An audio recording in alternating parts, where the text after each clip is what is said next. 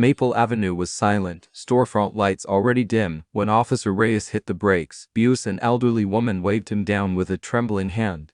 What she'd just seen halfway under a bus bench would test every shred of his training, and awaken the grandmother in her that refused to let two children vanish into the night.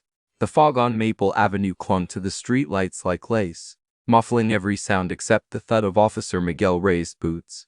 At 12:07 a.m., he spotted her, Mrs. Margaret Collins, the silver-haired widow who baked cookies for every patrolman, standing at the curb in her night robe. She raised one gloved hand, eyes wide. "Officer, please, under that bench." Reyes crouched, a cardboard pallet, a threadbare backpack, and then the shock: a little girl no older than 6 curled around a swaddled newborn, both shaking in the cold. The girl's feet were naked, the baby's lips were blue. Most people would have called it in and waited. Margaret could not.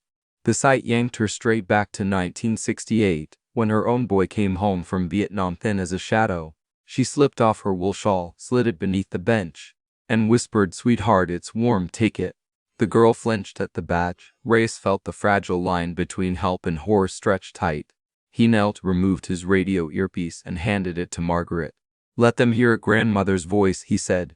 Margaret spoke soft and steady. "I'm Maggie, the cookies at the station lady. This shawl smells like cinnamon, doesn't it?" A pause, then the tiny head nodded. That nod changed everything. The girl allowed Reyes to lift the infant. The twist came when she uttered, "Her name's Hope, but I don't know mine anymore."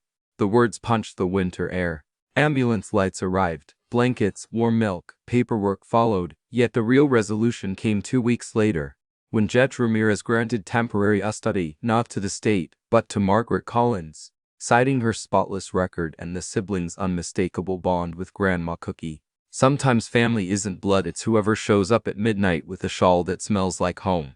If you believe that, share this story, and keep the light on for someone tonight.